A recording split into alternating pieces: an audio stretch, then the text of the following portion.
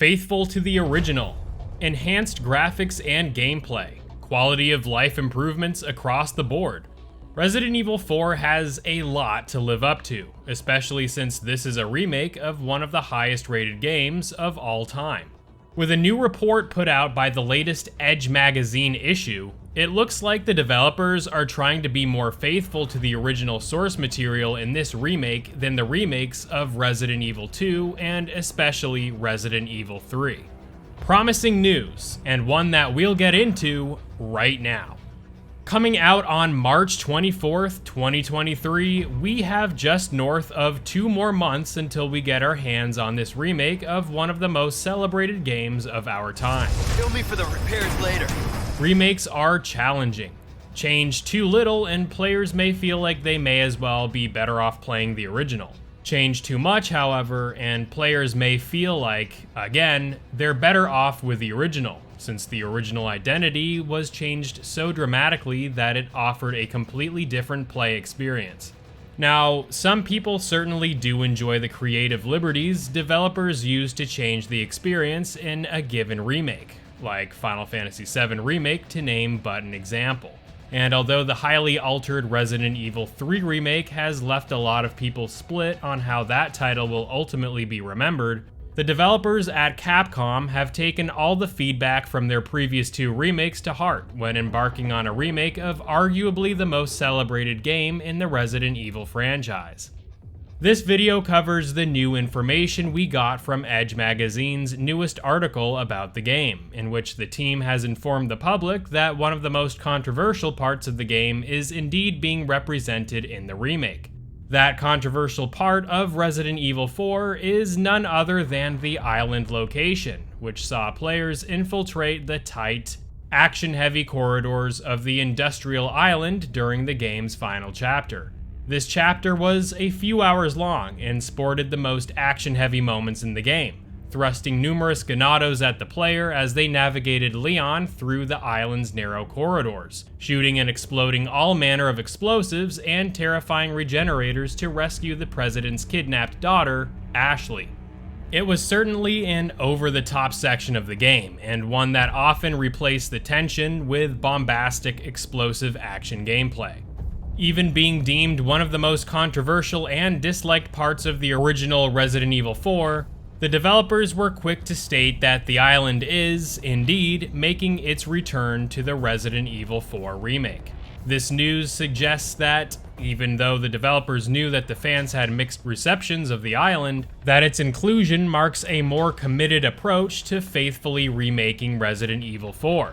Where Resident Evil 2 Remake remained mostly familiar with similar story beats, Resident Evil 3 Remake was often criticized for being too different from the original, deviating too far from what made that game so special with Nemesis's encounters, along with a good amount of content cut from the remake.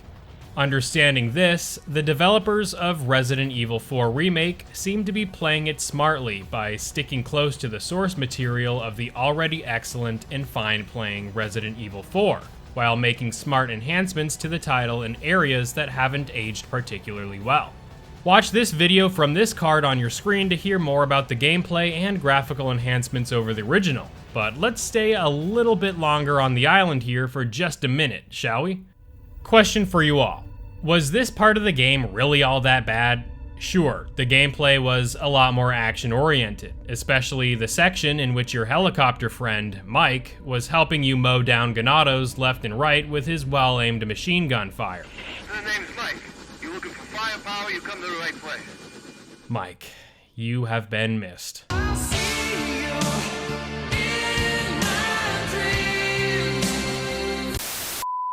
Other than that, we can't dismiss how awesome the regenerator enemies were, who were often a highlight for many players, as these creepy things were not just deadly, but sported some rather horrifying sounds and were a challenge to bring down, especially without the infrared scope attachment for the sniper rifle. Regenerators aside, the fight with Jack Krauser is another big moment of the game. A moment that I'm sure the development team decided was too important a role for the story to miss out on. Ready your knives, everyone. The Island was an interesting amalgamation of ideas of Resident Evil 4, a game that often straddled the line between leaning on horror and tense gameplay, while introducing heavy bursts of action. And love it or hate it, The Island certainly looks like it is making a beautiful graphical comeback in the Resident Evil 4 remake. So you tell me, good people, what are your thoughts about the Island section of the game? What areas would you hope to see improved upon in the remake? Are you more concerned with the team cutting out content, even if it were bad content, to make the game feel more complete in quality? Let me know in the comments below, good people. As for me, I mostly enjoyed the Island section of the game in Resident Evil 4, and I would be really disappointed to see the developers trim something just because public perception, and perhaps internal perception of an area, wasn't deemed worthy to make it into the final product. My bottom line is twofold. 1. Either make the part of the game you are thinking about cutting good enough to make it into the final game, or 2. Replace it with something new that makes sense with the direction of the game. Cutting out content and replacing it with nothing is just, well, sad. And seeing a game like Resident Evil 3 Remake rendered so twisted and awkwardly in spots due to the cut content left me feeling like that game could have been so much more.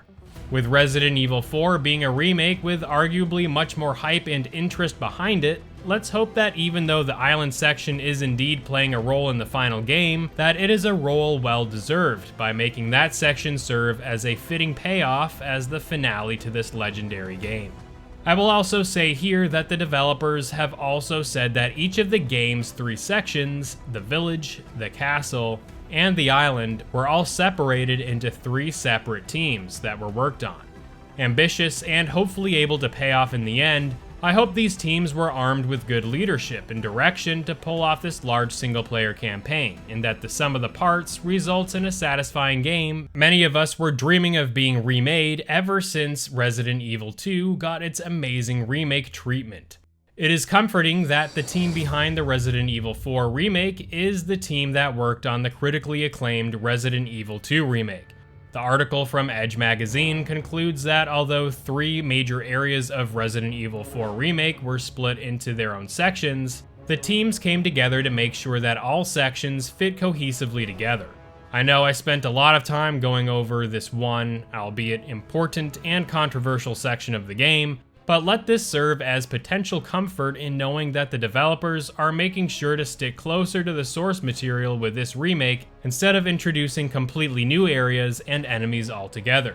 The developers also stated that they intend for the game's length to be on par with that of the original game, so that roughly 12 to 15 hour experience should hopefully serve as a hopeful indicator that the game will still provide some excellent, top-shelf survival horror gameplay that we loved about the original. Let this also be a reminder to not set your expectations too high. I know, hard, right? Seeing as this is one of the most beloved and most well-received games of all time. But at the end of the day, from what we've seen and heard thus far, I am positive that this game will please a lot of people, although it may piss off a select few. Let's just hope that you watching this happen to enjoy it if you decide to put your money down on this when the game launches on March 24th, 2023.